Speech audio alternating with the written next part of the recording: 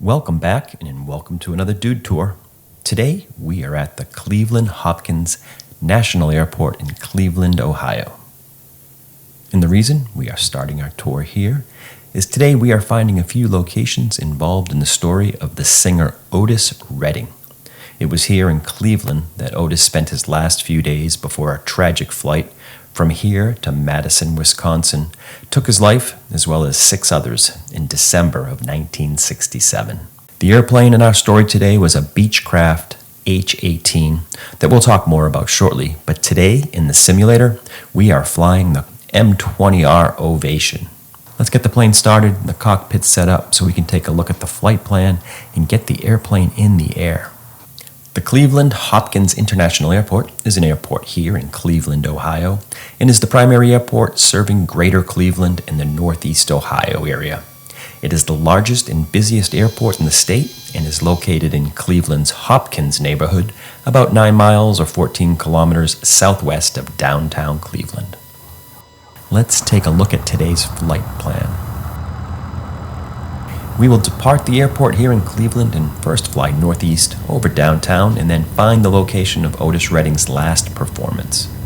Then we will turn west and head towards Chicago, before turning northwest into Madison, Wisconsin, which was the destination of the airplane Otis Redding was on in 1967.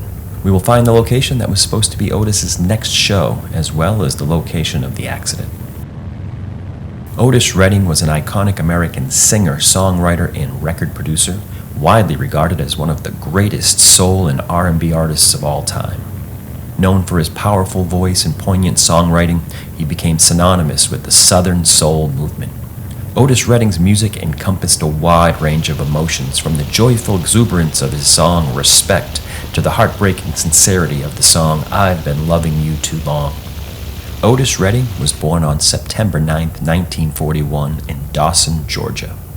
He grew up in the town of Macon, Georgia, where his family moved when he was fairly young. Otis was the 4th born of 6 children, all born to Otis Redding Sr. and Fanny Roseman Redding.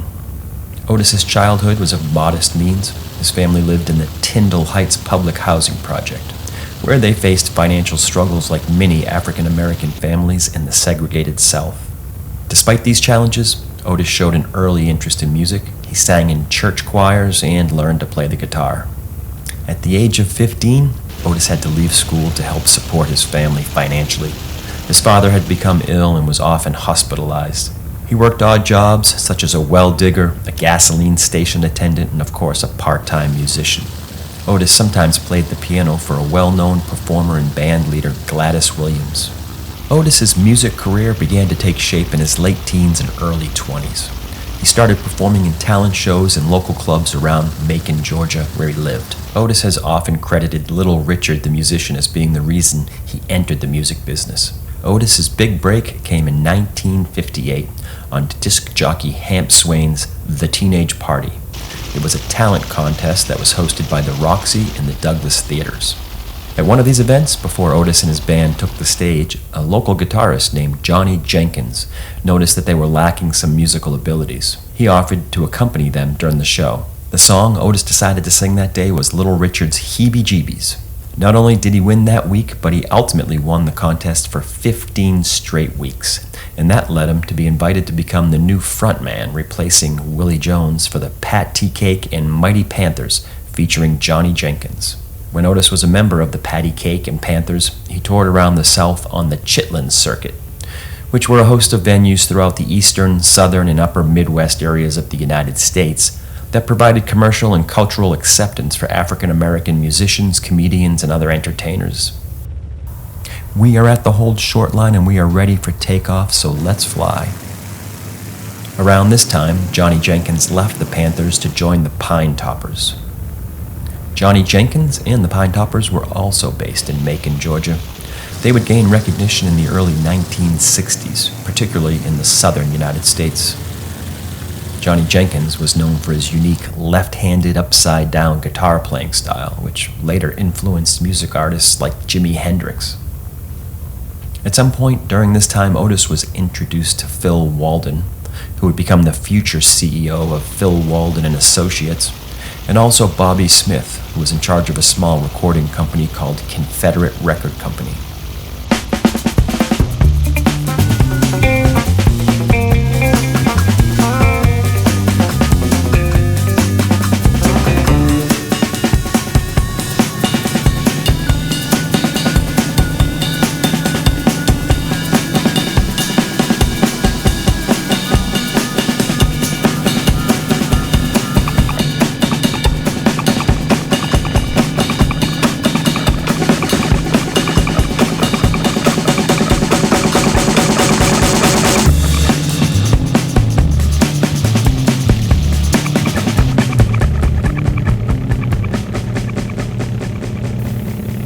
Otis would sign with Confederate and produce a single called Shout Bama Lama. It was a remake. Down in Alabama, I'm shouting Bama Lama. And Fat Girl, together with his own band called Otis and the Shooters. The recording was done at the University of Georgia's Channel 8 TV studios in Athens, Georgia. Confederate Records was founded in the late 1950s by Bobby Smith. The label primarily focused on promoting and distributing rhythm and blues music, particularly in the southern United States. Otis also sometimes worked as Johnny Jenkins' driver. In August 1962, he chauffeured his former bandmate to a demo session at Stax Records in Memphis, using a station wagon loaned to him by Bobby Smith of Confederate Records. Later in the recording session, during a breaking point, Al Jackson, the drummer for the house band at Stax, asked Steve Cropper, who was the guitarist and the A&R person for Stax, if he would listen to Otis, he referred to him as the guy who drove Johnny here, sing, since he had been bugging him all day for a chance. Can we just let him sing to get him off my back? A&R stands for Artists and Repertoire, and it's the people who are responsible for scouting and overseeing of the recording artists and songwriters at a label. The guitarist, Steve Cropper, who handled A&R duties at Stax, agreed to listen to Otis. Some of the musicians had already left after the long recording session, but those that remained agreed to back up Otis so he could sing. These included Al Jackson Jr., who was a highly influential drummer, producer, and songwriter, best known as the drummer for Booker T and the MGs, a group that was integral to the sound of Stax Records. And Steve Cropper, sometimes known as the Colonel, he's a guitarist, songwriter, and record producer.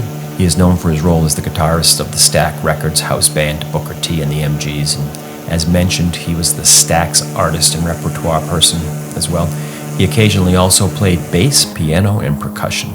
Steve would also go on to act as the producer for many of the records involving Stax artists. He would later collaborate with Otis, including co-writing the famous song Sittin' on the Dock of the Bay. That day, Otis started singing These Arms of Mine, and Steve immediately went to get Jim Stewart, the co-founder of Stax, to hear him. These arms of mine. The entire room was impressed, and the 20-year-old Otis had a recording contract in hand by the end of the week. This led to a minor conflict since Otis was technically signed to Confederate Records, and Bobby Smith had already heard him sing that song, and it was planned for a B-side of a single they were releasing soon. Confederate Record Company sold Otis Redding's contract in 1962 to Jim Stewart of Stax and Jerry Wexler of Atlantic Records. The song was formally recorded at Stax with the following musicians on that session: Steve Cropper on piano, Al Jackson Jr. on drums, Johnny Jenkins on guitar, Booker T. Jones on the organ, and Louis Steinberg on bass. The song was released as a single in the fall of that year, and it sold more than 800,000 copies. Technically, it was not released by Stax, but on its sister label, Volt. We are approaching the location of what was Leo's Casino in 1967.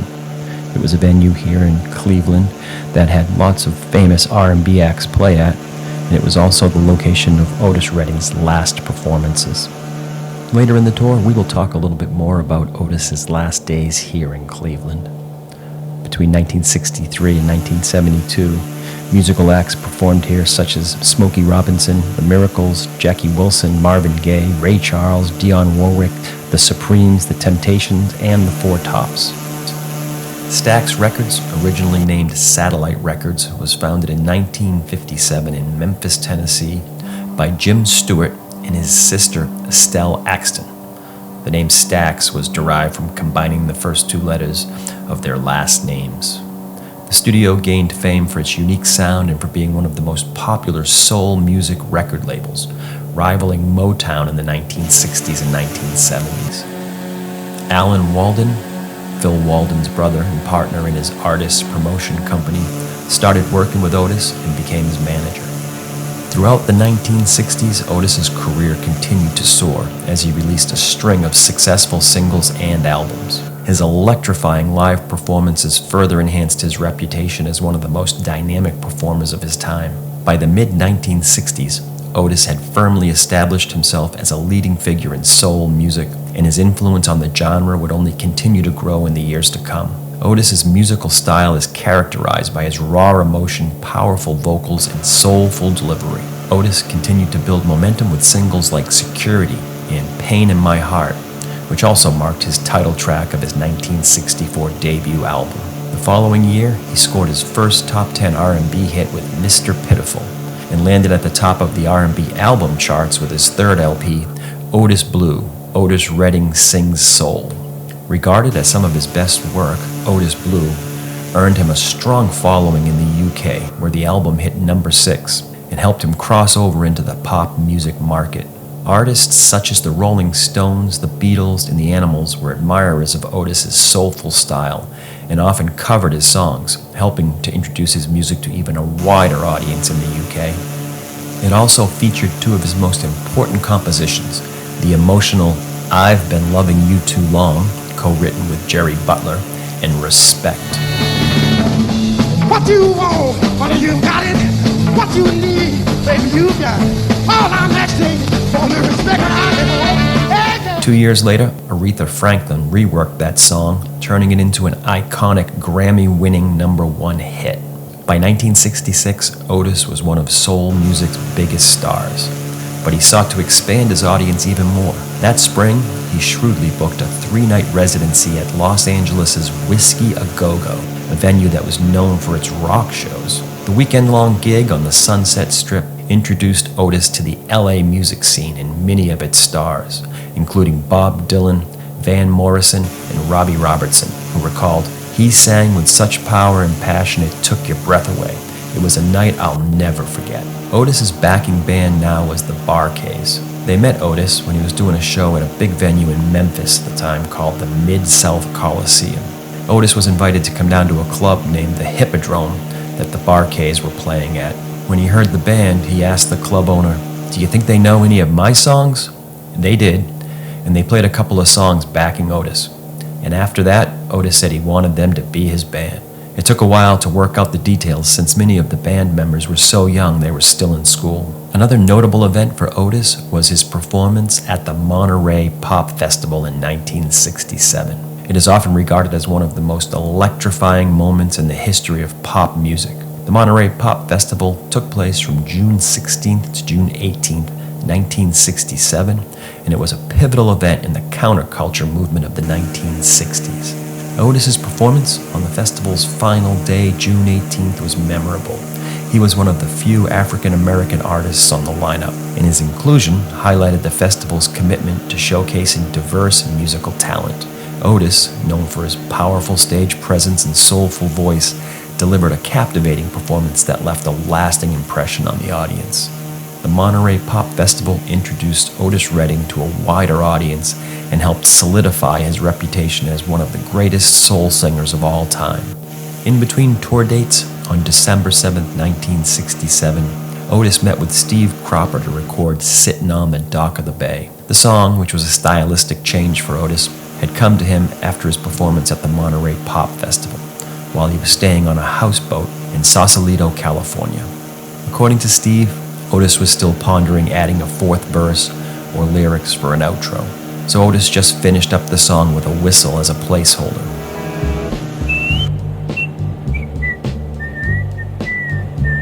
Presumably, when he was back from his trip to Wisconsin, he and Steve were going to finish the song. On December 9th, 1967, Otis was in Cleveland, Ohio, to record a performance of the local Cleveland television program Upbeat. This was done at the WEWS TV studios in Cleveland. Upbeat was a syndicated music show that featured performances by popular artists of the time. That night, Otis and the Bar-Kays performed 2 shows at Leo's Casino in Cleveland. Leo's Casino was a notable nightclub located in Cleveland, Ohio during the 1960s. It was located at 7500 Euclid Avenue, and we passed over that location when we were leaving Cleveland. Leo's Casino was an important venue for African American performers during the era of racial segregation, as it provided a stage for both local acts and nationally renowned artists. The club hosted performances by many legendary musicians, including James Brown, Aretha Franklin, Ray Charles, and Ike and Tina Turner. Following those shows, 2 more shows were booked at The Factory, a club on West Gorham Street in Madison, Wisconsin, for Sunday night. On Sunday, December 10th, the weather was poor and the entire weekend in Cleveland was cold and rainy. When pilot Richard Frazier arrived at the Hopkins Airport, he was told by controllers that all commercial flights had been grounded, and they strongly recommended that he not fly. Also, during his checks on the aircraft, him and a mechanic found that the battery power was low enough for Frazier to be concerned. Otis asked him if he thought he could get the plane up and down safely. Richard Frazier, who had logged 1,290 flight hours, 118 of them flying Beechcrafts, said he could. "Then let's go," Otis was reported to have said. On the flight into Madison the day before from Nashville, Ben Cawley would later recall, "One of the guys said the cabin was cold and asked a hangar employee to start the electrical heating system to warm it up. But the employee said no, the battery was low and we better wait until the pilot started the plane." Both Otis and pilot Richard Frazier were confident that the battery was sufficient enough to keep flying. The plane was owned by Otis, who was also learning to become a pilot. Alan Walden said, "Otis always took pride in not missing an engagement. He was advised not to fly to Madison, but he didn't want to disappoint his fans and took off anyways, leaving with the words, 'Gotta make that dollar.'" Only weeks before, Otis had posed for a now iconic photo of him striding in front of the plane which he had purchased. When James Brown had heard that Otis was learning to fly the same kind of plane that he had gotten rid of, he warned him he was gambling with his life. "On that last morning we talked," James Brown recalled, "I said, that plane's not big enough to be doing what you're doing. It can't carry all those people and all that equipment. You shouldn't be messing around with it like that."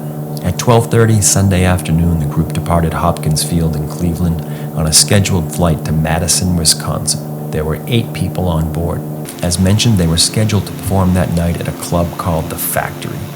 The Factory nightclub in Madison, Wisconsin was a popular venue for live music and entertainment. It was located at 315 Gorham Street. The club hosted a variety of events, including concert, dance parties, and special performances catering to a diverse audience. When the airplane was 10 miles south of Madison Airport, flight control was transferred from Chicago Control to Madison Control. When the plane was 4 miles south of the airport, the pilot was given clearance to land. FAA official Robert Kinn said later, "There was no indication of trouble from the plane, and contact was lost at 3:25 p.m. According to newspaper reports in the Wisconsin State Journal, the control tower cleared pilot Frazier, who was 26 at the time, for the approach at 3:25 p.m. At this moment, his exact position was unknown since the airplanes in the Madison area at the time were not separated by traffic control radar, but just rather by time and position reports.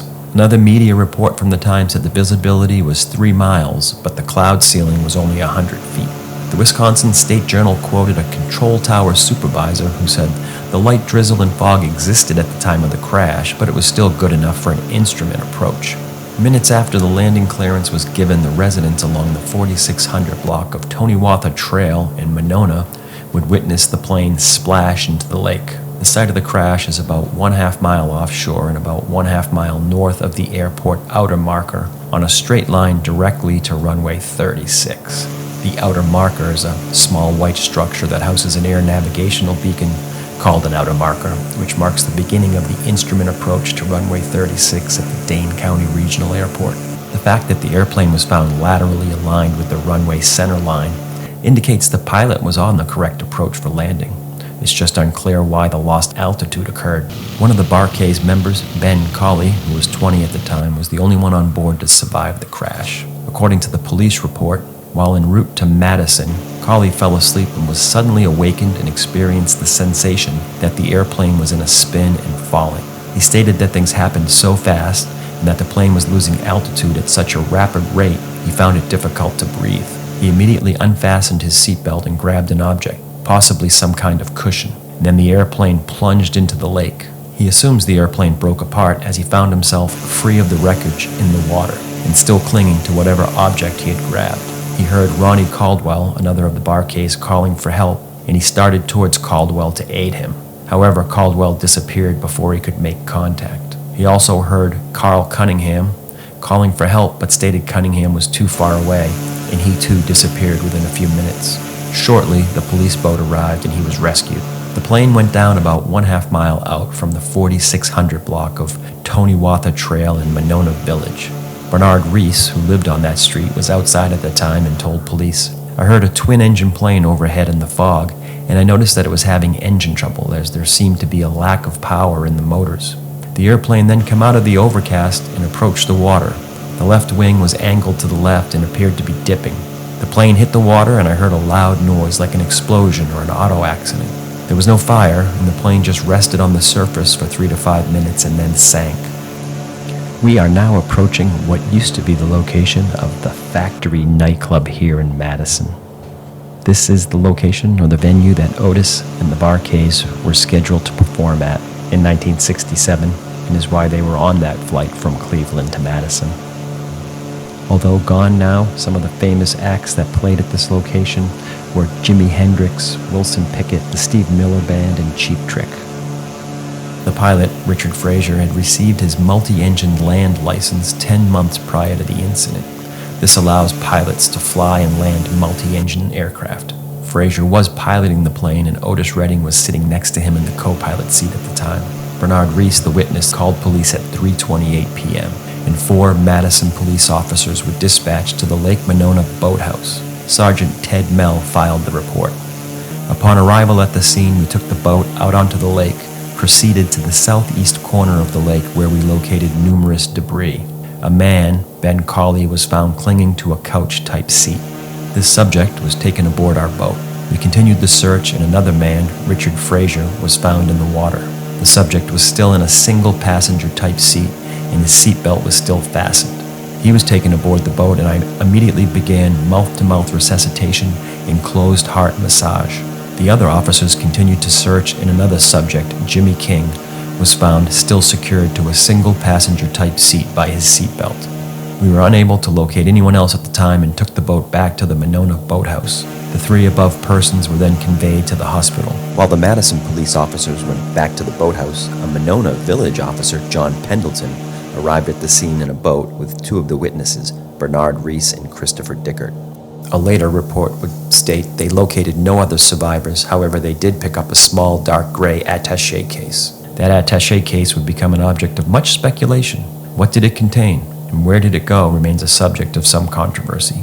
There was a speculation at the time that it contained opium and marijuana. There were, however, no references to opium in any official report. There were references to marijuana, but they were later deleted from the official police report. A police source later said the marijuana was deleted from the official report out of consideration for the families of the victims. Possession of marijuana in 1967 was a felony. When darkness fell that day, further searching was called off. At the factory on Gorham Street, fans waiting to hear Otis Redding and the Bar-Kays were getting restless, not knowing what had happened. That night, they would only hear the scheduled warm-up band, named, in a gruesome bit of irony, the Grim Reapers. Not long after the incident, the Grim Reapers changed their name, and they are now known as Cheap Trick. At 9 o'clock in the morning on December 11th, police picked up the search. From that day's police report, approximately 100 feet north of the easternmost buoy, we found oil coming to the top of the water. We proceeded to drag the area, and as we crossed the area of the oil slick, the drag hooks hooked onto something at the bottom. We measured the depth of the water at this location and found it to be between 45 and 60 feet. After several divers' initial entry into the water, they reported back that our grappling hook had hooked onto the fuselage of the plane. On their second entry into the water, the divers recovered the bodies of Otis Redding and Matthew Kelly. Matthew Kelly was a valet or a roadie for the Bar-Kays. He was not one of the band members. These 2 bodies were conveyed to the Duane County morgue. The county morgue coroner listed their deaths as a result of internal injuries and drowning. We are now heading towards the airport This will take us directly over Lake Monona, which is where the crash happened. The next day, December 12th, they returned to the crash site with a team of divers, and the body of Carl Cunningham was found that day, as were a number of suitcases and other personal property. We are approaching the crash site here in the lake, which is about a half a mile offshore from the 4600 block of Tony-Iwatha Trail in Monona Village. On December 13th, the police took the parts of the plane that were stored in the morgue in the Monona boathouse to Truax Field and turned them over to Noel Lawson, an investigator for the Civil Aeronautics Bureau.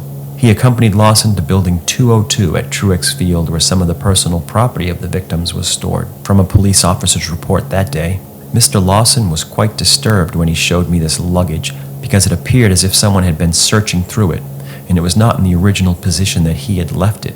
I later checked at the station and was informed that officers had been dispatched to the building to search the luggage for money that Mrs. Redding had reported her deceased husband had been carrying. Indeed, Otis was notorious for carrying large sums of cash. There was even a story that when he bought the Beechcraft aircraft, he was told the price was $100,000. Otis reportedly snapped open a briefcase and bought the plane with cash. We are almost at our final destination, which is the Dane County Regional Airport, which was also the final destination of Otis's airplane back in 1967 and where they were attempting to land. On December 14th, 4 payroll checks made out to Otis Redding were found. They totaled $2,706.25, but no great sums of cash were ever found, or at least reported to have been found. On December 20th, the body of Ronnie Caldwell was found by divers in the general area of the plane crash. Other personal property belonging to the band was discovered, and the body of Bar-K member Phelan Jones was found sometime later. Lost in the crash were the pilot Richard Frazier, Otis Redding, and the Bar-K's members Jimmy King, Ronnie Caldwell, Phelan Jones, and Carl Cunningham, and their valet Matthew Kelly. Ben Cawley was the only person to survive the crash. Ironically, Ben Cawley was the only one on board that claims he couldn't swim. In January of 1968, Dock of the Bay was released. Dock of the Bay was the #1 on Billboard Hot 100 charts for several weeks running, and by April had sold 1,400,000 copies. Sitting on the dock of the bay. Despite the devastating loss, the Bar-K's regrouped and continued to make music, eventually achieving success in their own right in the funk and soul music scene.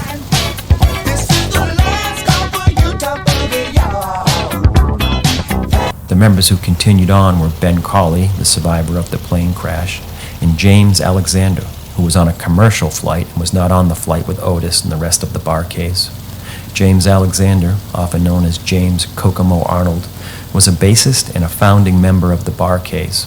The pilot, Richard Frazier, was a former U.S. Air Force pilot before he began working as a commercial pilot and eventually as the pilot for Otis Redding, flying the airplane that was owned by Otis. I've been loving you too long, arms of mine. I cannot tell you about my past, Lord, things won't begin. Mr. Pitiful, I can't turn you to do that. If I do, I'm gonna do that. I used to be a well driller. For water wells Yeah, type thing? yeah. Not oil. No, not all. How did you get to be a singer from being a well driller? Well, I was taking a friend of mine to Memphis, Tennessee to record a record. I think it was Johnny Jenkins.